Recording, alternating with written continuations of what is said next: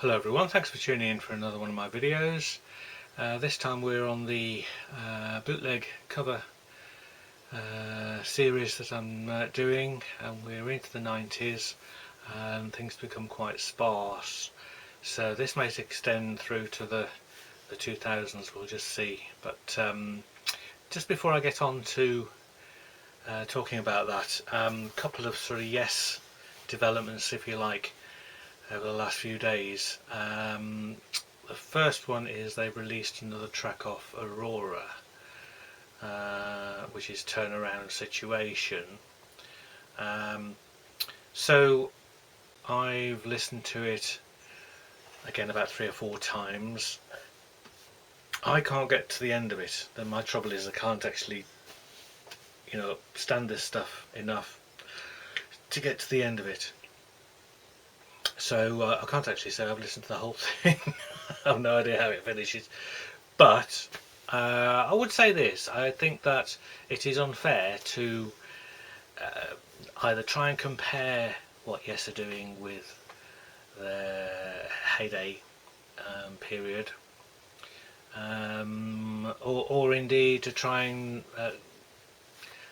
let's say critique it in relation to what we would call classic progressive music. I think what they're doing is something completely different, to be honest, and it's still got its merit. You have to say it's still got its merit. I think there's quite a lot of time spent in constructing these tracks, and if you go back to Mirror and the Sky, whilst I love the title track and I do think that stands up, I really don't listen to anything else on that album, and yet, when I think about it, there was a lot of stuff going on. So they are making fairly kind of complicated and unstraightforward music, which in itself is a good thing. Anything that's in sort of slightly off the wall, slightly left field, has got to be good, in my opinion. But by the same token, is it music that I want to sort of play and listen to? I think the older that you get, the more precious your time certainly becomes, and so when you choose to listen to music, you have to be quite selective. So at present, for instance, the missus is away working, and so we've got a few days. So you'd think this is a time to maybe explore some of this new Yes music and listen to it fully and try and get involved and pay more attention to it, devote the time to it that you wouldn't normally have. But no, I mean, I've decided I've been playing some old Yes stuff very loudly in the house, and I still have my go-to artists like Neil Young, Stones, Bruce, that I much more enjoy playing from that period. So it's just me, and I think what you need to say is it's not bad music. Because I don't like John Davison's vocals, it'll always have a bit of a struggle for me, but I am kind of intrigued now as to what the album itself will produce as a whole. So if there's a bit of variance in the style, track by track, then that's something I'm hoping for. I've seen a few reviews so far, and they sound reasonably positive, but then again I think a lot of these people who get advanced copies are rarely going to be critical of it, because they're not going to get supported, are they? So I think they've got a sort of a bit of a double-edged sword to try and slate something that you're getting promotional copies of in advance of release. But so slightly take those reviews with a tiny pinch of salt, although there's a few that I do trust that I think are honest. So we'll see. So I think I need to be less dismissive of it, stop comparing it with other Yes music, treat it as a new band, if you like, playing this music. We've got wonderful Rushdean sleeves. and something nice to look at least. And you've got to keep the thing complete in the collection size of things, and they know people will buy it just for that anyway. So we'll see. Not long to wait now till it's out.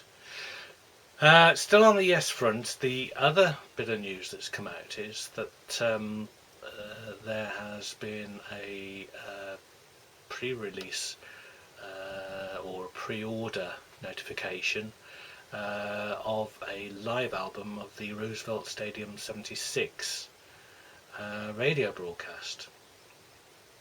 So this was it 17th of June?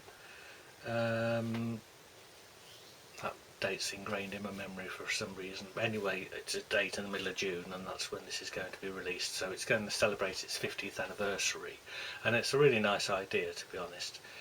It's a triple album, black vinyl, and a double CD. What I haven't seen as yet is a full track listing for it. It's giving some sort of will include these certain tracks. I'm a bit concerned that it might not be the complete thing. I think the broadcast went on for about 2.5 hours, maybe.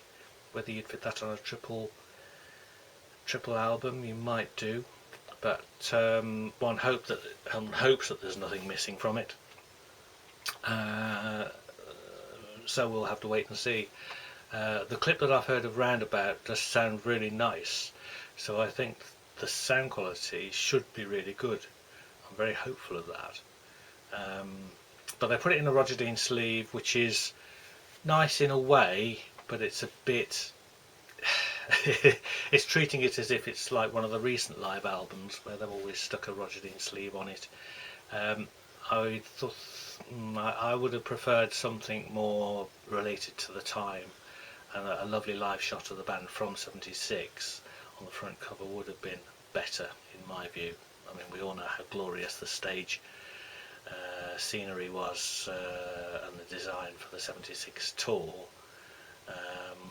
So it's a bit of a wasted opportunity if they don't adorn the packaging with lovely photographs of the actual shows. So we'll see anyway, but obviously we've got to buy it. Essential Yes item, and we'll review it in due course. Okay, so next up we're going to start looking at these vinyl bootlegs from post 1990, shall we say. So into the 1990s, as far as bootleg records is concerned, things really begin to dry up. The CD revolution really took off. What was it, about the mid-80s? I think we started getting CDs of new albums. There was a delay before the bootleggers started doing CDs. We used to be going to record fairs and saying to the guys, "Oh, when they're going to do a bootleg CD?" And I think eventually there was some started to come out on CD in around 87, maybe 88. And people like I showed you those Swedish, beautiful Swedish gatefold deluxe sleeve vinyl boots that were coming out in the 80s. Well, the gentleman responsible for that obviously was Mr. Crystal Cat, and he went completely over to CD and became one of the biggest producers in Europe, certainly of CDs, and they continue to this day. I'm sure they're still going. I used to have a ton of Crystal Cats when I was collecting CDs. I've only actually got a couple left. This is one of them, Neil Young, from what's that? This Place Rocks. Promise the Real Set, 2016. So I mean, they're beautiful things, and collectors of Crystal Cat, you know, they're just fantastic. You get booklets, picture CDs. So you get a booklet there. It's not just an insert; it's a proper book. You know, very thick, glossy things. So absolutely you know, the bee's knees as far as bootleg CDs were concerned, and the Japanese especially, as you might expect with the technology, advances in technology they got there. There was a plethora of Japanese labels that set up on CD, and I've still got a few of my Yes ones, as I say, about 25 or 30 left of those. But anyway, sticking to the vinyl, so there's really very few that I've got in my collection from the 90s, so I'm confident were 90s. So just really starting at 1990 itself, we mentioned the Swinging Pig label. This was one of their most famous, if not infamous, releases, Atlantic City 89. It's dated 1990 on the reverse there, and this is the beautiful limited splatter vinyl box that they did. Comes with the promotional single, and that's just a sort of beautiful mint condition copy of that. And they also did this show from Basel, actually a 1990 show, same format, again it says 1990 on there. This again is a limited splatter vinyl version of that. Basel, obviously Switzerland. The stuff was copyright registered in Luxembourg, and as far as they were concerned, they had the rights to do things like Swiss shows, for instance. But the Atlantic City was America, wasn't it? So they were working with the legalities of things at the time, but they would soon tighten up, and they folded fairly soon after. To be honest, I think Swinging Pig only lasted till about 92. But they were doing CDs, obviously, by that time. Another label that sort of sprang up around this time was Flashback. Again, predominantly CD, did a lot of CDs, but they did a Yes vinyl one called Re-Evolution. And this came out in 91, I think. It might have been 1990. So they gave it a bit of a weird cover, so it's not offensive, not unattractive, quite colourful, and then they got this generic style for the backs of their sleeves. CD and vinyl had the same style. I've got two copies of this, because one's, I think that's the multicoloured vinyl one, and this is the plain one. It's not plain at all, the other one. It's a nice kind of marble blue vinyl thing, and as you'll see, it's got completely wrong labels. That side's correct, that side's wrong. I've got a feeling they've all got that. In fact, let me just check my multicoloured version of it.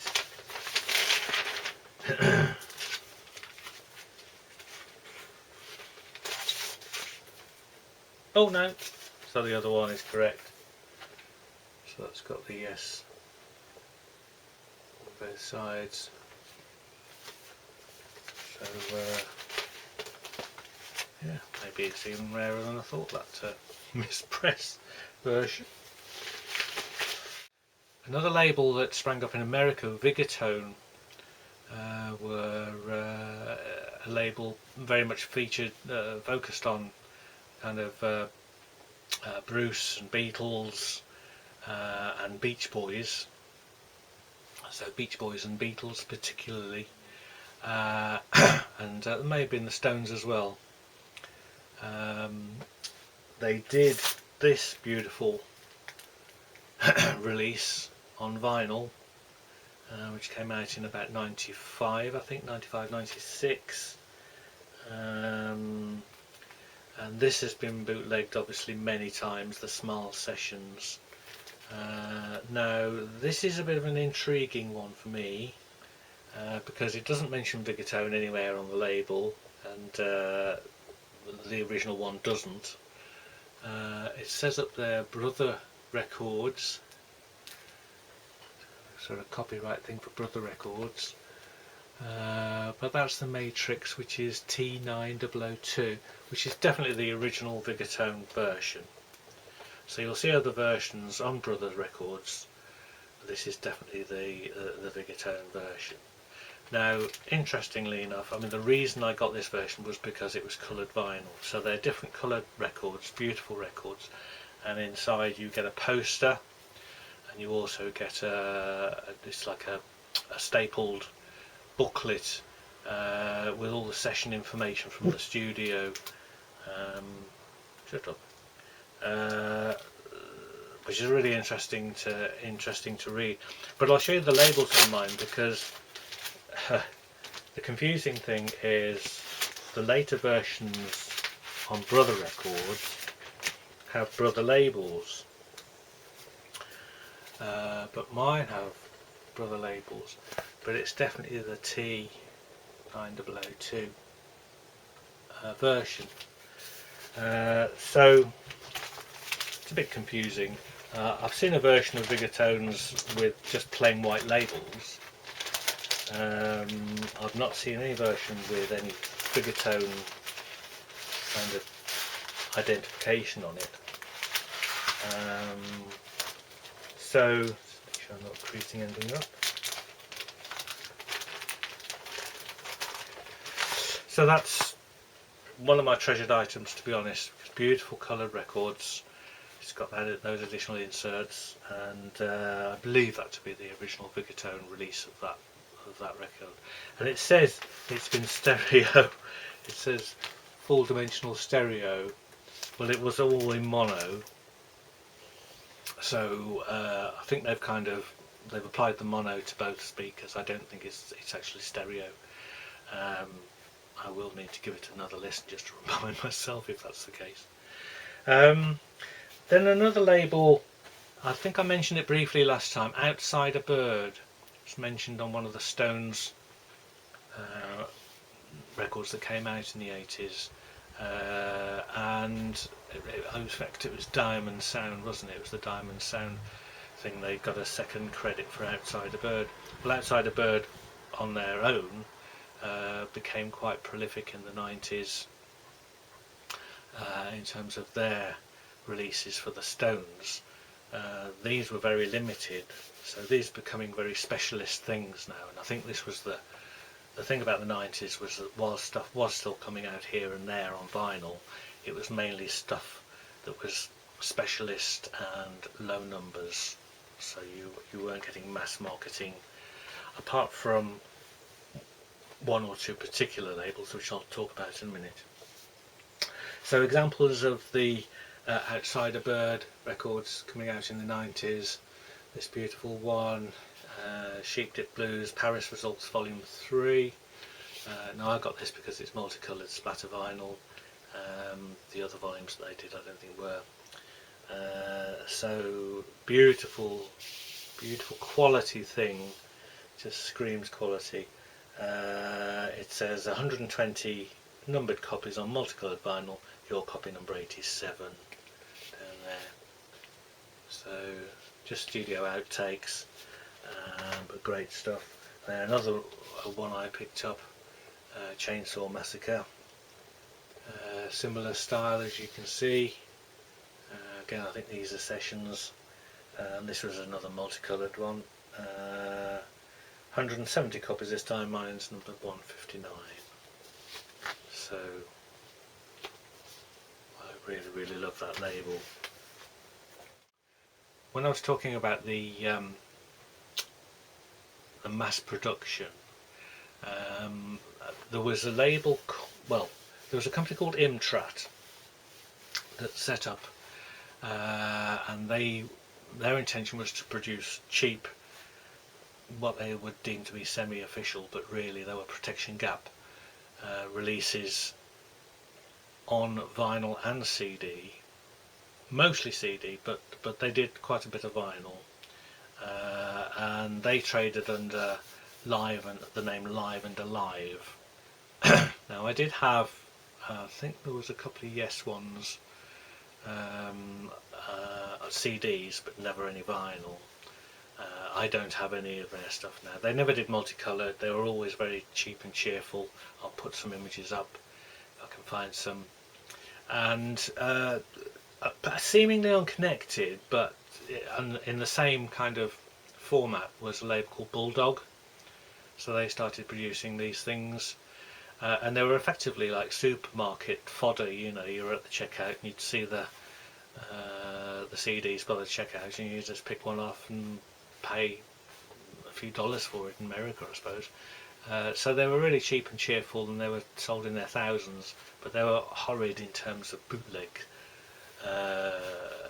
collectability as bootlegs. I mean, there were always knockoffs of previous releases, sometimes radio broadcasts, but they were just copying things. And of course, with CD, that's what happened, was that everybody was copying everybody else.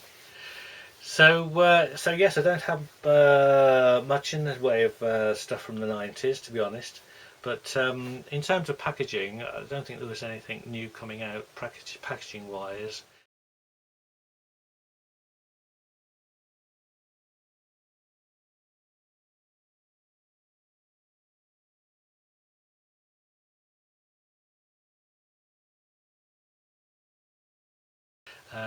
That kind of developed further as we got into the 2000s. We'll limit this one to just these few records this time around, and we'll delve into the new century next time. So thank you for watching, and we'll see you next time.